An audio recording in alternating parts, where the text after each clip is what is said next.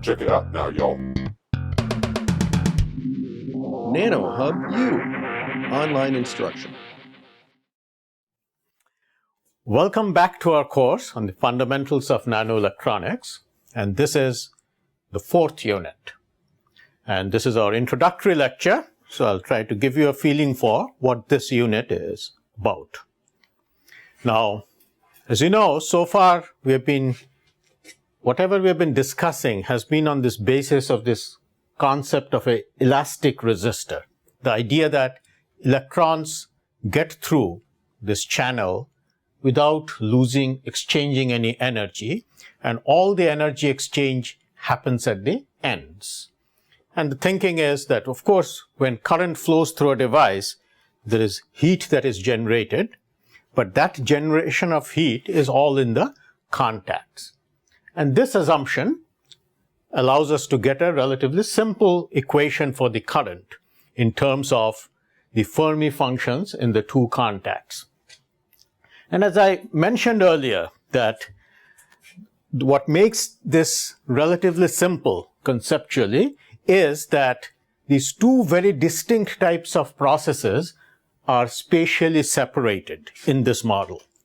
That is where these generation of heat, which is this entropy-driven process, this thermodynamics, as opposed to just the pure force-driven, what we call mechanics. And the entropy-driven processes are in the contacts, and you are not getting into the details of it. You are handling it just by arguing that, well, the contacts are always maintained in equilibrium, and so they have these Fermi functions, F1 and F2. Now, what we want to do in this unit is go a little deeper into this. Okay? And first, let me point out that these entropy-driven things, or heat generation, is kind of different from usual mechanics. In the sense that, you see, although we understand that heat is a form of energy, and energy is conserved, that we all understand. So the way you would think is, here's a battery, which gives energy, and that energy is getting converted into heat, and that goes out into the contacts. Okay, but could we reverse the process? Could we imagine a situation where the electrons, instead of going this way, actually flow the other way? You see? Of course, in that case, electron is getting from here to here, is picking up energy. So it won't be dissipating energy. What it will be taking is taking in energy from the surroundings. In other words, the normal process we all understand is electron, the energy comes from the battery, gets converted into heat. But could you turn this around? Could the electron just take heat from the surroundings and charge up the battery? Or maybe even light up a little light bulb? Now, you don't need me to tell you that that really never happens. Okay? So you can see although this wouldn't be against energy conservation, we all understand that energy is conserved. But this would also conserve energy, you see. You'd just be taking heat from your surroundings and lighting up your light bulb or charging up your battery. So no problem with energy conservation. Something else is involved, see. And that's largely what we'll be talking about in this unit. And in the simplest terms, I guess the difference is this, that heat is a form of energy, but it's this random form of energy. It goes into this random motion of atoms and into this many degrees of freedom. So the basic point is, you can take energy from a battery and dispense it among many degrees of freedom. That's easy. What you cannot do is take energy from many degrees of freedom and concentrate it all into one. So that's the distinction. That's why one way is easier than the other. But then doesn't mean though that you cannot convert heat into electricity. It is just that as long as your surroundings are all at the same temperature, you cannot just take heat and light up a light bulb. But if you had, for example, the source and drain at two different temperatures, then you could extract a certain amount of energy and charge up your battery, light a light bulb. And that's one of the first things we'll talk about in this unit, the Seebeck effect, which is a very interesting effect even from a practical point of view as well, because it allows you to convert waste heat into electricity. Another related thing we'll talk about after that is the Peltier effect. You see, where just by running a current, you can cool one side and heat up another side. And that's an effect that is used for refrigeration, for cooling things, for example. So, in other words, it's not like you cannot go between heat and electricity. You can convert heat into electricity and use electricity to create a temperature difference. You can do that, but there are limits on this.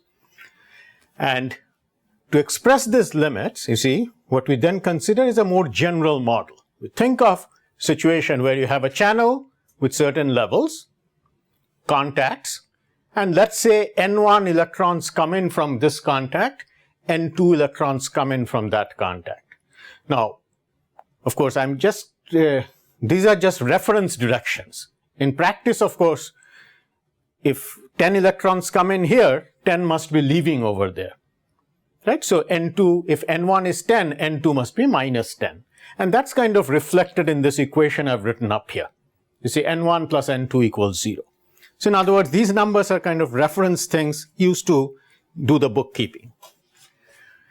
So N1 plus N2 is 0. Similarly, as electrons enter the channel, let's say they bring in a total amount of energy E1. And on this side, the total amount of energy that comes in is, say, E2. Again, what energy conservation requires is that E2 should be the negative of E1. Whatever came in should leave, steady state. So that's this E1 plus E2 equals 0. Now, what I want to point out is that there is another rule that isn't as apparent. And that is, think of what happens at this contact. You see, you have electrons leaving, which are taking out an energy E1. The new electrons that come in, however, come in right around the chemical potential. These are conductive regions, you have a chemical potential there, and the new electron that comes in has an energy right around there. And so, if N1 electrons come in, they actually bring in an energy of mu1 N1. So think of this contact. What came in is mu1 N1, what left is E1. So if this was everything, then of course the contact would be getting colder, because more is leaving than coming in. So at steady state, what must be happening is, there must be a certain amount of energy just coming in from the surroundings in the form of heat, which is E1 minus mu1 N1. And the point I want to make is, this is just a reference direction. In practice, energy could either be coming in or going out. Now, similarly, when you look at the other contact, what's coming in is E2 minus mu2 N2. And the basic principle, this is what's called the second law of thermodynamics, is that if you look at the amount of energy that came in from here, divided by the temperature of that contact, looked at what came in from there, divide by the temperature of that contact, add it up, then overall it must be negative or equal to 0. Now, if the two temperatures are equal, then what it basically is telling you that the total amount of energy coming in from the surroundings, from total amount of heat that you are taking in, must be negative, which means basically you have to be generating heat. That's kind of the first thing I said, that you can't just take heat from your surroundings and charge up your battery. So when the two temperatures are equal, you can kind of see what this is saying. And if the temperatures are unequal, then you see this is a more general principle. In the sense, using this principle, you see, you could understand why this is allowed, what the limitations are, why something like this is allowed, what the limitations are, and why something like this never happens, for example. This is a basic principle, and it's an inequality. So in that sense, anything you observe would be in accordance with this second law, you see. And The second law, this is called the second law. Of course, the first law is just the conservation of energy. So what we wrote down there, you could call that the first law of thermodynamics. Whereas this is the second law, which, as I said, is much less appreciated and much more subtle and generates a lot of discussion. Now, you might say, well, how come you're telling me about all this at the end of the course? I mean, whatever we have been discussing, are you sure? Is it in accordance with the second law? As you know, much of what we have been discussing has been based on that equation. And one of the things I'll show is that that equation automatically ensures that the second law is satisfied. So in that case, you don't need to have, you don't need to have any worries on that score. Not that whatever we have done is in accordance with that. And what makes it relatively straightforward again is because we assumed that the channel part is elastic, no energy is exchanged. A more general situation would be if in the channel there is an exchange of energy E0 with the surroundings. So this would be a more general case. In that case, it wouldn't be an elastic resistor then. Yes, or this Landauer resistor that we talked about. Now here, of course, we see easily how to modify the first law. You just add the E0 there. Total energy is conserved again. So whatever comes in, that's all equal. That's equal to 0. That sounds fine. Similarly, for the second law, you'd add in another term, which would be this E0 over the temperature of that source. Now, these three terms, you see, are kind of what's usually called entropy. I guess it's the negative of the entropy. That is, anytime you have a reservoir and you add energy to it, the entropy increases by the amount of energy you add divided by its temperature.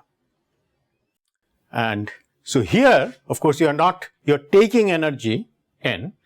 So that's like reducing the entropy. So these are kind of the negative of the entropy. So this is the negative of the entropy change of reservoir 1, reservoir 2, and this reservoir 0. And that all these negative entropies added up must be less than 0. So what that basically says is that the overall entropy must be increasing. That is, delta S must be positive because minus delta S is negative. So delta S must be positive. So this is what we'll talk about in the later lectures in this unit, this entropy and how this concept of entropy leads to the law of equilibrium. And the point you note is that basically this second law then requires that this entropy is increasing. So what that means is, earlier I pointed out that if you had a source and drain at the same temperature, you couldn't just take energy from the surroundings and charge up your battery or light up a light bulb. But if this channel communicates with another source, like it dumps some heat into it, then you could do that. So you could be taking heat from these contacts, dump a part of it in here, and use the difference to light up a light bulb if this is at a lower temperature than those, for example. So, but all that follows from the second law. So the second law kind of tells you what is possible. Of course, what it doesn't tell you is how to design a device that will do that, or even do that efficiently. That is up to you to figure out. But what it tells you is what you fundamentally cannot do, no matter how well you design it. See? So it's important to be aware of what the requirements are, what the limitations are based on the second law. And these are things we'll be talking about. And one of the interesting aspects of this is when, you see, here we talked about the exchange of energy with a contact or reservoir whose temperature is T0. But another interesting situation is when you are interacting with a non-equilibrium system, which may not be describable by a temperature.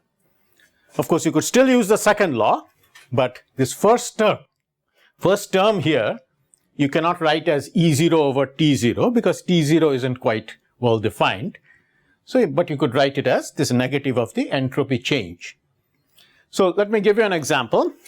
Suppose we consider a system of spins. What I mean by that is, say things like magnetic ions in your solid. And these magnetic ions, let's say, could be pointing up or down, like manganese ions. And so let's say your solid has a lot of these ions sitting there. And if it's in equilibrium, and they're not interacting with each other or anything, so if it's sitting there, they would all be random. Some would be looking up, some would be looking down. So that's what the equilibrium state would be like. Now, supposing I take all of them, make them all look upwards, and connect them to the channel. Connect them in the sense that as the electrons flow through the channel, they interact with those ions, exchange spin with them, in the sense they can flip those spins as they go along. So an electron comes in with up spin, sees an ion with down spin, can flip it and move on. So they interact with it. So let's say we have a situation like this. And then the point is that you started it out this way, and as the electrons interact with it, it will gradually become this random equilibrium thing. And in the process, though, no energy is exchanged. Why? Because whether a manganese spin looks up or whether it looks down, it has the same energy. So we are assuming these are what you call paramagnetic ions. Up and down have exactly the same energy here. But no energy is exchanged. But still, the entropy changes. Entropy changes because when they're looking all up, you see, if you have a collection of, say, 100 spins, and if they're all looking up, there's only one way that can happen. It's because they're all looking up. And entropy, as we'll discuss, is like related to how many ways this can happen. So it's like it can happen only in one way, and so the entropy is 0. It's like log of 1. On the other hand, the equilibrium state is 100 with 50 up and 50 down, and that can happen in many ways. So that actually has an entropy that is non-zero, and we'll discuss it. It is this nk log 2, where n is the number of spins here, and k is this Boltzmann constant. So in going from here to here, you see the entropy has changed. Entropy has increased. So because the entropy has increased, it allows you to extract some energy and light up a light bulb. But the point is the energy is not coming from the spins though, because this state and this state have exactly the same energy. But since you're paying a cost in terms of entropy, you are now allowed to take energy from the surroundings and light up the light bulb. You know, something that's basically, I started by saying that never happens, but here you can actually do that. Because again, it's this, here you are paying the entropy cost of it. So if you did that, it wouldn't violate second law. Now, the point I want to make again is, it's not like if you hook it up, you'll be able to extract that energy. You have to figure out how to design your device appropriately to do that. But what second law assures you is that you should be able to do that, and it shouldn't be impossible. So if you are clever and you think about it, you'll come up with a design. And in the last lecture, I guess I'll try to show you a concrete design which will do just that. So this is what we call like fuel value of information, in the sense that it is almost like here, everything was up. So you had a lot of information about, you knew exactly what state it is in. See? And by letting it become random, you're kind of trading information for energy. So anyway, so these are interesting. These are not meant to be necessarily of any practical importance really. These are designed to illustrate the concepts. And it's also related to another very interesting thing you'll see a lot in the literature, which is called this Landauer's principle. And Landauer's principle, you'll see this phrase about information erasure, that is erasing information. That is, if you are in this state and you turn it into all up, that's kind of like erasing information, in the sense that there could be many states which are half up and half down, but irrespective of where you start, you do something to it so that the end result is independent of where you started. So that's kind of like erasing information. Whatever was there is gone. And the Landauer's principle says that if you erase this and turn it into that, you have to spend an amount of energy of nkt log 2. And the way it kind of follows from what I said is that once you are here, you can design a device to extract nkt log 2 from it. And so, if you didn't have to spend any energy getting from here to here, then you see you could be continually generating energy. That is, take this, turn it into that, use your device to extract nkt log 2, turn it back, use your device again to extract. So you could be continually extracting energy. And that is that you cannot do. You cannot be extracting forever. And so the process of erasing must fundamentally require that amount of energy. So this is something, again, you'll see a lot in the literature, discussed in the literature.